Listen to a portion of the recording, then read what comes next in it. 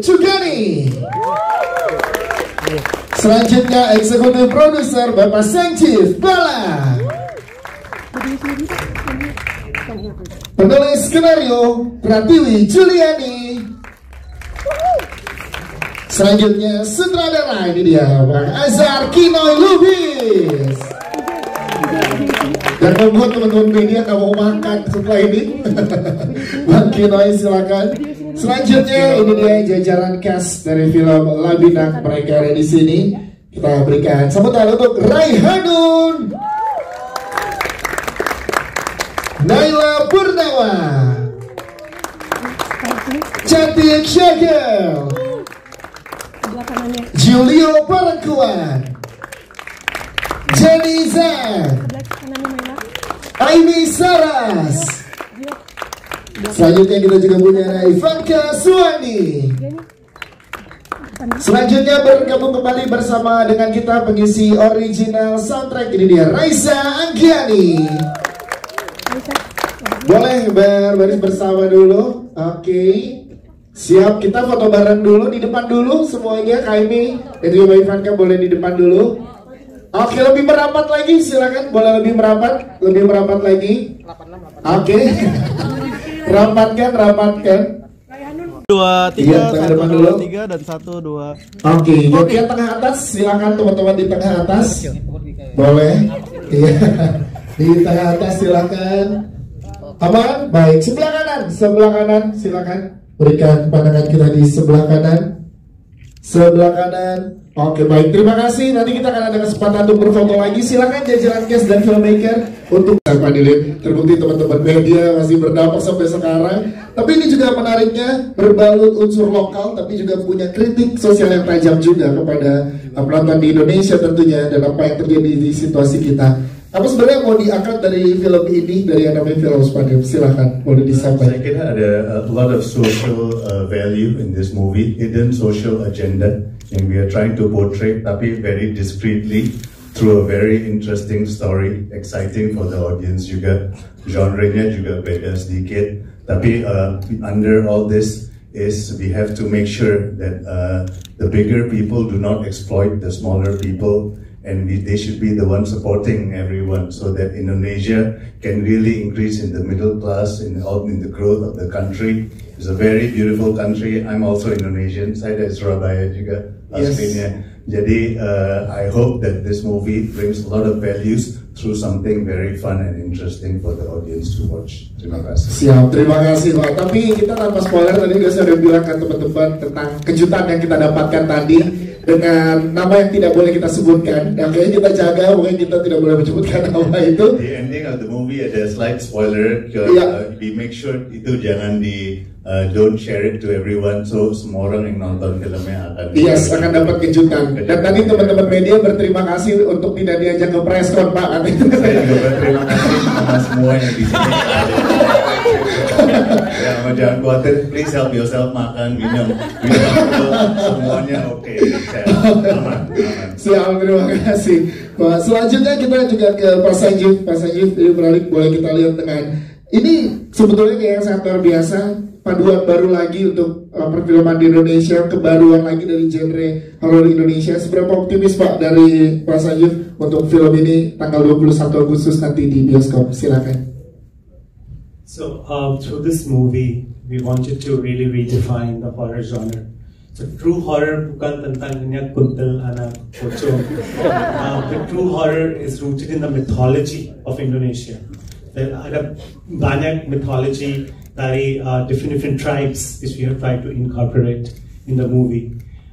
Also, true horror comes from the people around us, because kuntilanak, pocong, they're very jao, they're the stories, but the real evilness of human beings is where the genesis of true horror lies.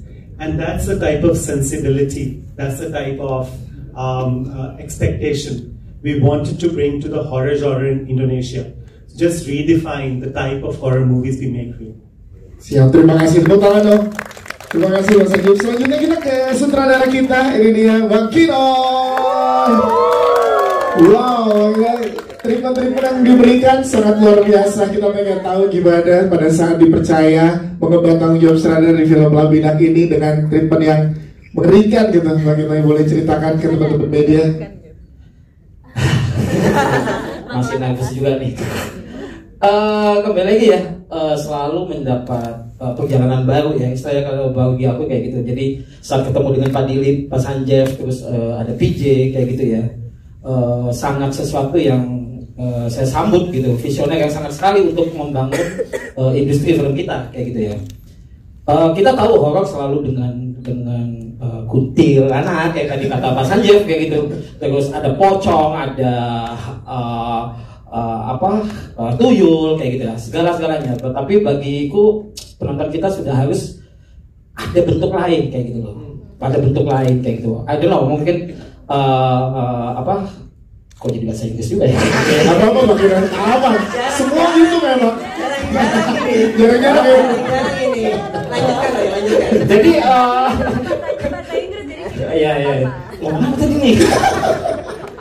Jadi maksudku jadi sesuatu yang baru lagi kayak gitu. Jadi saat Pak Dilip mengatakan ke aku bahwa wow ini ada kanibalisme ya gitu ya. Oke, kita klik ke, kita tidak mau yang jadi terlalu ini menggurui kayak gitu ya, sesuatu cerita yang sangat menggurui atau film yang sangat menggurui. Kita hanya menyuguhkan bahwa kanibalisme itu sebenarnya masih ada sampai sekarang. Mungkin bentuknya yang berbeda. Apakah dia berbentuk yang sangat halus kayak gitu, tapi makna dari rantai makanan itu ya, misalnya kalau kita kehidupan kita gitu ya, yang satu makan ini, yang satu makan ini, akan kembali terus kayak gitu loh. Nah, packagingnya adalah bagaimana tema ini bisa sampai ya kita suguhkan dengan bukan hanya horror, tapi kalau aku sebut ada psychological horror thriller ya, kayak gitu tuh. Itu yang aku kemas di sini. Oke, memberikan treatment ke pemain gimana? Kayak gitu, boleh cerita nggak? Ini kan pemain memberikan aksinya yang sangat luar biasa ya, dan adegan-adegannya kan intens banget ya yang tadi kita lihat sepanjang film. Ini gimana memberikan treatment ke teman-teman cast? Ya, kalau teman-teman udah saksikan ya, ini sangat luar biasa, paling gila semua sih kalau jujur ya kayak gitu loh. Sangat semuanya bekerja dengan baik kayak gitu, maksudnya semua menikmatinya kayak gitu, di karakternya kayak gitu. Rehanun dengan guru yang sangat baik atau apa gitu ya, maksudnya dia sangat bagaimana menjaga anaknya kayak gitu. Naila juga sebagai Yanti yang sempat tergoda dengan modernitas kayak gitu ya, semua fasilitas ada, tapi apakah itu berguna kayak gitu ya. Tapi satu lagi, kebahagiaan itu ada bukan hanya di benda atau apapun kayak gitu. Itu yang mereka sangat enjoy memainkannya, dan bukan sesuatu yang pengen aku dramatisir gitu ya, karena kehidupan itu ya kayak drama berjalan aja kayak gitu, bukan yang kita tangisin atau apa, tapi efeknya yang akan kita tangisi, seperti itu sih. Jangan tepuk tangan dong untuk Bang Inoy. Terima kasih. Nanti kita ke bagian lagi dengan pertanyaan media. Kita ke Mbak PJ sebagai penulis skenario. Kita pengen tahu bagaimana observasinya mendalami developnya untuk menelusuri sekte kanibal ini. Mbak PJ silakan. Jadi proses sebelum penulisan itu lumayan lama ya. Kita lakukan riset itu kurang lebih 3 bulan. Sampai ini kita menemukan tuh ternyata banyak kok tulisan tentang budaya itu yang membuktikan bahwa memang kanibalisme itu memang terjadi gitu. Pertanyaan Pak Dilip dan Pak Sanjeev kepada saya itu waktu itu adalah, masihkah ini ada di era sekarang gitu. Secara harafiah kita go to deep web, masih ada. Wow. Secara tidak harfiah kenyataannya ini terjadi. Karena itulah kita memutuskan bahwa karakter kita adalah seorang guru, di mana ini mencerminkan ya masyarakat keras bahwa kita ingin naik ke atas itu caranya seperti apa? Pendidikan. The problem is pendidikan itu tidak murah. Wow, ini benar-benar luar biasa, tepuk tangan dong. Berarti mendalaminya pada saat develop observasinya sampai ke dark web dan lain-lain. Iya, saya sempat nggak bisa dihubungin selama 2 minggu. Pak Dilip, Pak Sanjeev cari saya kemana? I join a call actually. Jangan gitu, nanti kita. Karena saya benar-benar pengen digging kan apa sebenarnya terjadi dan itu terjadi. Wow, tepuk tangan dong untuk jadi itu adalah alasan kenapa kita pilih tagline mereka ada di sini. Karena mungkin satu hari kita pergi entah kemana, kita pikir kita hidup di Jakarta, apakah kita aman? Enggak. Gimana nih kita nih? Dan kebetulan dari kita juga juga melakukan wawancara terhadap pelaku yang masih melakukannya. Mereka bilang bagian tubuh manusia yang paling enak itu adalah telapak tangan. Wow, berarti sebenarnya mereka nih ada di sini yang dekat ya sama kehidupan kita ya. Dekat dan ciri-cirinya gimana biar kita bisa antisipasi? It can be you, it can be me. Wow. Oh, dan itu sebenarnya tersirat di dalam film ini diceritakan. Semuanya, semua aspek yang kita masukin di sana, simbolisme itu semuanya berbicara tentang kedalaman satu film dan pesan-pesan yang pengen kami sampaikan. Tidak cuma kita pengen deliver fun, tapi juga kalau kita mau membaca lebih jauh tentang film ini, akan ada banyak kritik sosial dan kita akan tahu sekarang setelah nonton film ini posisi kita sebenarnya di rantai makanan itu ada di mana. Kita selama ini berpikir kita ada yang paling atas, belum tentu. Wow, tepuk tangan dulu. Tapi juga berarti radikalisme masih terjadi ya dari tahun lalu-lalunya sampai dengan saat ini. Masih terjadi kalau kita masih segar ingatan kita beberapa tahun yang lalu, mungkin sekitar 5 nggak sampai 10 tahun lalu ada kan waktu itu kengerian yang ada di internet tentang orang yang lari dari kanibalisme dan apa gitu kan. Wow, tepuk tangan sekali lagi teman-teman, ini luar biasa. Kita nanti singkat juga buat pertanyaan dari teman-teman media, kita ke jajaran cast ya yang memainkan peran-perannya dengan sangat luar biasa. Yang pertama kita mungkin ke Mbak Raihanun dulu, tepuk tangan dong untuk Mbak Raihanun. Memang karakter guru yang disematkan bukan sekedar karakter, tapi ada pesan yang diberikan. Jadi ada karakter guru dan sebagai ibu. Dari sudut pandang Mbak Raihanun, karakter-karakter ini tuh apa sih yang ingin disampaikan? Silakan. Sebelumnya saya selamat siang sore semuanya. Terima kasih sudah hadir di sini. Terima kasih Pak Dilip, terima kasih Pak Sanjib, terima kasih Kinoy udah ajak saya bergabung di proyek Madinah ini. Relevan ini Najwa ini tuh sangat ini ya, sosok ibu yang sebenarnya itu bisa ditemukan di semua ibu yang sudah menjadi ibu gitu, karena kan bagaimana menceritakan bahwa sebenarnya tuh pengorbanan seorang ibu ya dalam keadaan terhimpit pun, keadaan yang menakutkan pun untuk seorang ibu, tapi kalau untuk berkorban untuk anaknya itu pasti akan dia lakukan. Jadi itulah pengorbanan untuk seorang ibu terhadap anaknya yang sampai sejauh itu gitu, sampai mau mengorbankan nyawanya sendiri. Ya, terus ngobrol sama Laila dan juga jajaran cast lain gimana untuk adegan-adegan yang cukup intens? Kebetulan saya sudah pernah bekerja sama dengan Laila sebelumnya, jadi nggak terlalu sulit ya untuk bangun chemistry ataupun punya chemistry terhadap Laila, karena memang pada dasarnya anaknya sangat manja sekali. Jadi dia sampai sekarang juga memanggil saya ibu. Jadi nggak susah sih, nggak sulit buat saya teramanailah. Dan untuk sama yayasannya, grup-grup yayasan elit ini, intimidasinya memang agak gitu loh. Jadi pada saat ini ya, berasa banget gitu dengan Mbak Jenny dengan mukanya yang senyumnya tuh nggak kelihatan bahwa itu punya bad intention gitu, tapi kan ternyata punya kepentingan gitu. Itu lumayan Gio juga gitu yang senyum-senyum ternyata punya bad intention terhadap Najwa, punya kepentingan. Itu sih semuanya di-build dengan luar biasa dengan para cast ini. Saya sangat bangga juga bergabung di sini dan ada di antara cast-cast semuanya. Bukan untuk Raihanun, terima kasih. Naila, kita pengen tahu kamu dari sudut pandang Gen Z ya kan, yang tadi Bang Ino sempat cerita pasti dengan saat sekarang apalagi ya tergoda dengan modernitas dan lain-lain. Gambarannya itu seperti apa sih yang kamu dapatkan di karakter Yanti ini? Silakan. Sebelumnya terima kasih banyak buat teman-teman semuanya udah nonton filmnya. Terima kasih juga, aku senang banget bisa bergabung di film Madinah ini. Yanti ini tuh dia adalah anak yang emang tumbuh dalam kekurangannya. Jadi banyak keinginan dia yang cuman dia bisa akses lewat sosial media sebelumnya. Makanya pada saat dia dihadapkan ada pilihan untuk bisa hidup di dalam mimpi-mimpinya, dia memilih untuk masuk ke dalam itu. Makanya sebenarnya menurut aku Yanti ini bukan karakter yang jahat sebenarnya, cuman karena dia tergoda atas kemewahan, atas mimpinya, makanya dia bisa terjerumus ke dalam itu. Jadi ya gimana melihat kadang kita kayak kalau misalnya dikasih pilihan kan pasti pengennya yang enak-enak aja ya, cuma kadang kita mikir akibatnya kayak gimana. Yes, tidak ada makan siang yang gratis ya. Iya, itu kita terima kasih.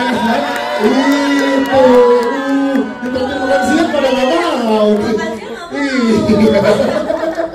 Terima kasih, baiklah. Kita juga ada Aini Saras di belakang. Kita ke KAMI, Aini Saras bagaimana sebagai Rati di sini. Sebenarnya Rati itu menyimpan banyak pesan juga yang ingin disampaikan kan. Kita pengen tahu kalau dari sudut pandang seorang Aini Saras terhadap karakter Rati, apa sih yang mau disampaikan setelah kita menontonnya? Silakan. Sebelumnya, selamat sore teman-teman media. Saya senang banget memainkan Rati. Thank you Pak Didit dan Pak Sanjeev, also Bang Kinoy for the guidance. Karena Rati akhirnya aku bisa cerita tentang Rati ya, karena kompleks ya. So I mean as simple, Rati ini kan juga stuck sebagai nggak cuman menghantui saja, tapi ternyata sebenarnya banyak sekali pesan-pesannya dari Rati ini. Jadi memang intensinya adalah untuk melindungi, tapi memang karena trapped, stuck. How do you say that? Stuck in between two worlds, ya kan? Yang kan di alam baka dan di dunia ini mungkin dia seperti layaknya seorang, like a ghost yang belum nyawanya tenang. Jadi memang Rati sebenarnya dia stuck di antara dua dunia, tapi at the same time juga memberikan pesan itu bahwa ini ada sesuatu yang tidak benar dan makanya dekat banget sama Najwa untuk ngasih tahu. So akhirnya aku bisa juga spill bahwa Rati banyak sekali layer-layer dari karakternya dan semoga mendapatkan pesan yang disampaikan oleh Ratih ini ya, bahwa ternyata memang yang baik itu belum tentu benar-benar baik. Wah, terima kasih Kak Aini Saras. Kita juga punya Cantik Syagel di sini. Cantik, kita pengen tahu juga dari Cantik seperti apa. Karena ada sisi lainnya Eva di sini pada saat ngobrol ada sisi melankoli nangisnya ada, tapi di satu sisi terjebak dengan keluarga yayasan. Nah, kita pengen tahu kalau kamu maknai karakter kamu di sini seperti apa sih, Cantik? Silakan. Halo semuanya, selamat sore. Sebelumnya terima kasih udah datang untuk support film kita. Kalau menurut aku pribadi karakter Eva itu interesting banget karena emang dia itu kayak produk dari keluarganya kali ya. Produk dari budaya yang udah dibangun selama berabad-abad lamanya. Kadang kan kita tuh kalau ngeliat misalnya cerita kayak gini, apa cerita kanibal gitu, kita kayak gue sih nggak akan mungkin ya bisa gitu masuk ke sekte seperti itu gitu, atau teman-teman gue nggak mungkin lah gitu. Padahal ternyata ada banyak apa ya, kayak semacam psikologi dan budaya-budaya yang terbangun itu secara halus banget di organisasi kita. Tentunya itu bisa banget terlihat dari perannya Kak Julio dan Kak Jenny ya. Yang halus banget. Kalau Eva itu lebih ke produknya gitu. Kenapa sih si Eva itu di antara keluarganya yang menjunjung tinggi budaya si kanibalismenya ini, dia tetap merasa kesepian, dia merasa kayak dia bukan anak yang diperhatikan gitu, despite her glamorous life gitu mungkin. Dia sebenarnya kesepian, tidak punya seorang sosok ibu. Dan aku senang banget sih kayak dinamikanya juga sama Naila yang kayak bahwa seorang anak ini walaupun dibesarkan di lingkungan yang menjunjung tinggi values itu, dia tuh pada akhirnya hanya manusia biasa yang juga kesepian gitu. Dan kalau misalnya kalian pernah berpikir gitu kayak emang masuk sekte itu bisa ya? Kalau gue sih enggak ya, lihatlah Eva. Lihatlah Eva. Bisa juga kok. Itu sih yang aku paling dapat dan paling melekat di aku. Siap, terima kasih tepuk tangan buat Cantik. Kita ke Julio Paraguan. Wow, penampilannya luar biasa ya, tepuk tangan buat Julio. Dingin, tenang, tapi mematikan gitu. Ada yang mau dibawain gini deh, makan nggak mau buah dari Julio, buah loh ya. Buah organik. Teman baik juga bisa. Nah, jadi itu ngobrol sama Jodas, Gak apa-apa juga.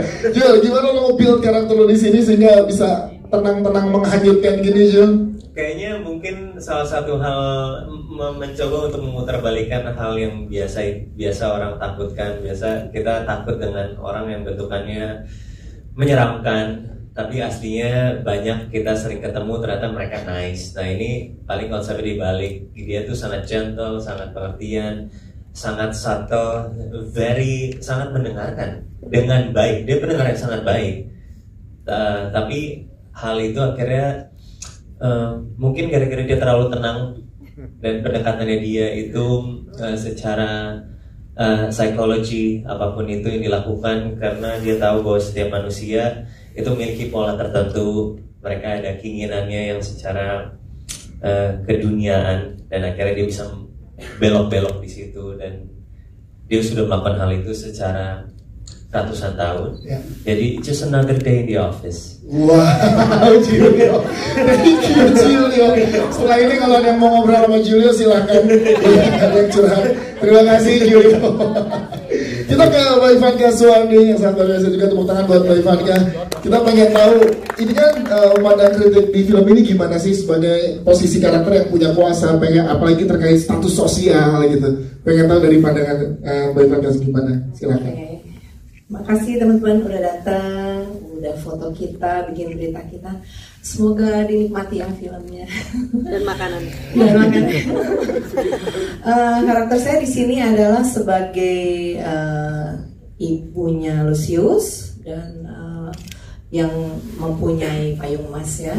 Dalam hal ini saya sangat bertanggung jawab untuk meneruskan payung emas dan semua keturunannya. Termasuk saya juga udah membentuk Lucius menjadi putra mahkota yang berhasil. Nah, mungkin ini menjadi contoh bagaimana ya relevansi dengan sekarang ya, bagaimana kita di suatu tumpuk kekuasaan dan ambisi itu harus meneruskan, dan termasuk pada keturunannya yang punya darah payung emas. Jadi mungkin kalau di dunia nyata sekarang adalah bagaimana orang saling berebut untuk mendapatkan sebuah usaha atau mungkin merebut sesuatu dan bertahan di atasnya, dan ya mungkin menjadi contoh untuk orang-orang yang greedy ya, supaya jangan terlalu greedy dan lihat ke bawah. Iya sih, itu dia. Terima kasih. Ada Mbak Jenny yang juga yang tadi Mbak Rehanun bilang ketawanya itu loh. Buat teman-teman mengingat di sini ya, gitu. Itu gimana nge-build karakternya, nge-developnya sehingga yang tadi juga sama yang kita rasakan saat melihat karakter dari Diana dan juga Jonas di sini gitu. Tenang tapi perhatikan banget. Silakan Mbak Jenny. Mungkin di sini ada yang mau bergabung dengan payung emas mungkin. Oke, pada dasarnya kita sebagai manusia itu pasti punya sisi seperti Ibu Diana, itu pasti. Menurut saya cuma tingkatannya aja yang berbeda. Pada saat kita kepepet dan kita terjebak oleh keadaan, pilihannya cuma dua, dimakan atau memakan. Itu aja sih sebenarnya. Jadi untuk karakternya sendiri mungkin untuk saya pribadi, saya mengesampingkan sedikit sisi kelembutan saya untuk memasuki sisi kejam ya kayaknya. Jadi yang sebenarnya kita takutin itu adalah setan yang ada di diri kita sih, itu seperti emosi, ambisi yang tidak terplanning dengan baik, jadinya hal-hal yang jahat itu yang keluar. Wah, terima kasih Mbak Jenny. Dan kita juga ada pengisi original soundtrack kita, ada Raisa Agiani yang kita tadi udah dibawakan secara live di teman-teman. Kita pengen tanya gimana Raisa saat diajak terlibat di sini dan menyanyikan original soundtrack untuk film Labinak, mereka ada di sini. Silakan. Halo semuanya. Sebelumnya terima kasih tadi juga sudah meluangkan waktu untuk mendengarkan aku bernyanyi soundtrack untuk Labinak ini. Tadi pertama kalinya aku menyanyikan lagu Langkah Tanpaku. Ini kayaknya pertama kalinya juga aku diajak untuk mengisi soundtrack dan membuat soundtrack untuk film horor juga. And it is such a pleasure for me as well. Terima kasih banyak Pak Sanjay, Pak Dilip sudah memberi kesempatan ini. Dan sebenarnya terlepas dari konteks kanibalisme dan keseluruhannya ya, sebenarnya kalau di dalam lagu ini sih aku lebih mengangkat tentang hubungan dari ibu dan anaknya gitu, tentang pengorbanan dan seluruh esensi cinta yang diberikan di antara mereka berdua. Dan ada beberapa lirik juga yang memang mungkin ini gak sepenuhnya juga aku bikin, tapi beberapa juga aku bikin. Salah satu yang paling menarik menurut aku itu ada yang, dan ada kalanya saat malam kau terlelap, dan ada kala, udah jadi nyanyi nggak apa-apa? Nggak apa-apa dinyanyiin, boleh dong. Iya.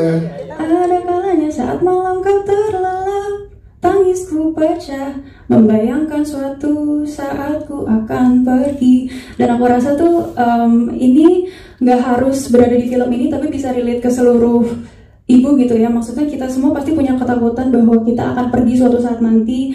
Kita melihat anak, aku juga belum punya anak ya, kita masih jauh sebenarnya ya.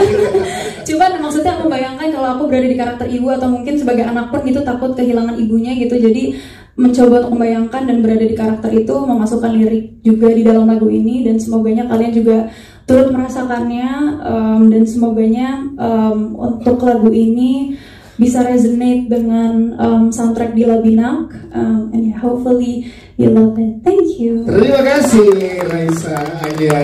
Selanjutnya kita berikan kesempatan buat teman-teman media yang ingin bertanya, boleh katakannya. Gambaran dari kedua film yang sebelumnya tayang Rianami dan juga di Labinak. Saya kira waktu BBAJ itu bukan sebenarnya filmnya Nami yang pertama, itu film yang teman saya mau kita rilis, jadi kita bantu dia rilis film itu.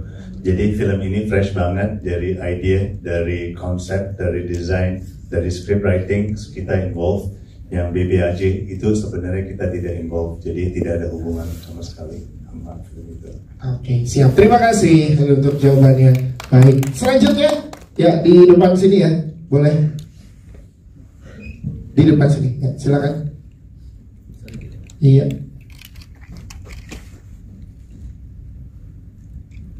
Selamat sore. Boleh dijawab atau bagian? Ya, silakan. Nanti mungkin dibantu oleh Pak Dilip. Tentang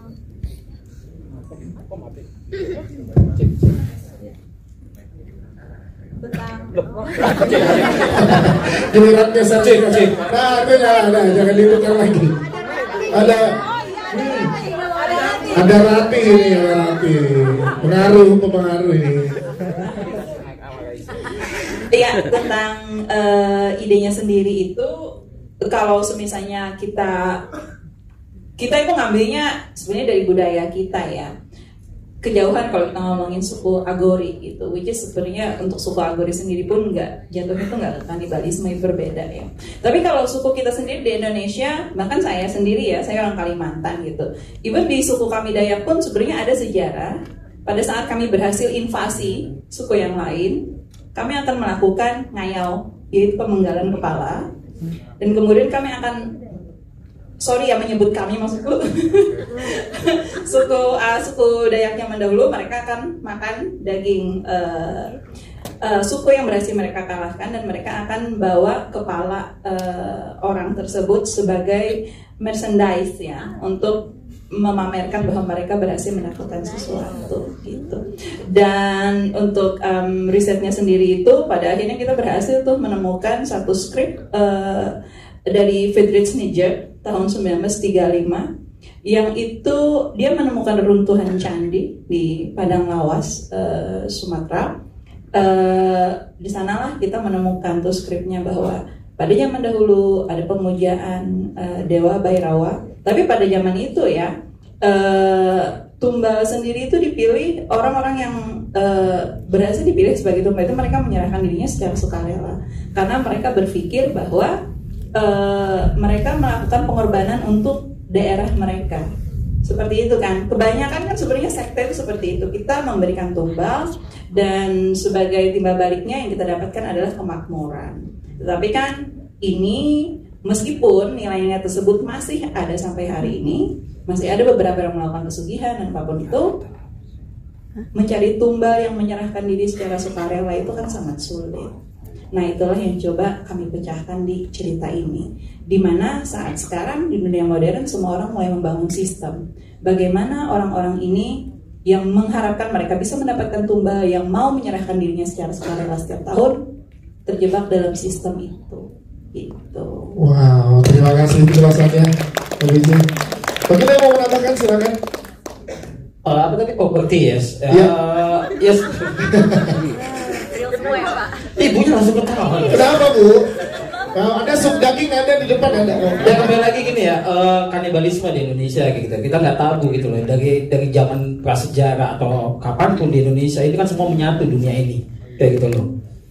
ada iklim yang membuat dia terpecah-pecah dengan dunia-dunia yang lain kayak gitu. Jadi sebenarnya kanibalisme juga ada di daratan Nusantara kayak gitu, sampai kita juga di Papua juga masih ada ya, di suku Kroai, di pohon di Merauke kayak gitu ya, mereka hidup di atas pohon kayak gitu loh.